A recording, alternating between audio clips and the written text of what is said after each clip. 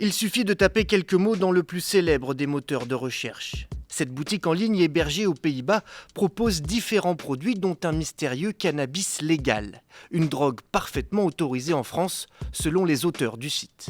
Nous décidons de la commander en ligne et au bout de 6 jours, notre produit est déposé dans la boîte aux lettres par le facteur.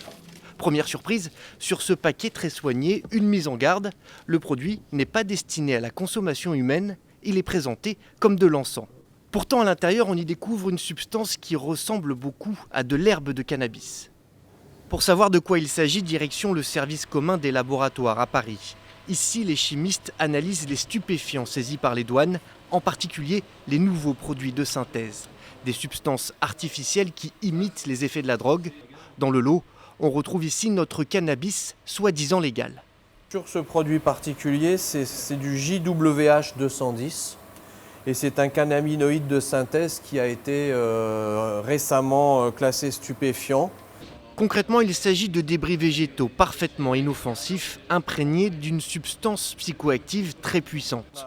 De la drogue 2 à 400 fois plus forte que le cannabis normal. Ce que nous on a pu constater, c'est que parfois on croit attendre telle molécule et on en a une autre. De la même façon, on pense qu'il est dosé à telle concentration et on se rend compte que soudain il est dosé de façon beaucoup plus concentrée. De nouveaux produits et de nouvelles façons de les commercialiser.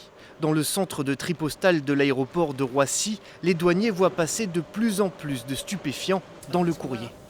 Là, en fait, on va avoir de la MDMA, en fait, cachée en fait, dans ce qui est fait apparaître à une lettre classique. En fait. La MDMA, la drogue du moment. En un an, les saisies de produits de synthèse ont doublé ici.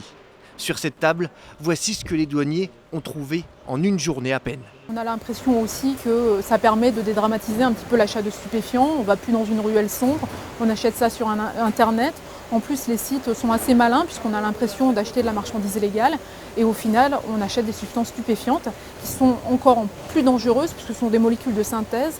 Ces nouveaux trafics sont encore à leur balbutiement en France, mais explosent dans le reste du monde.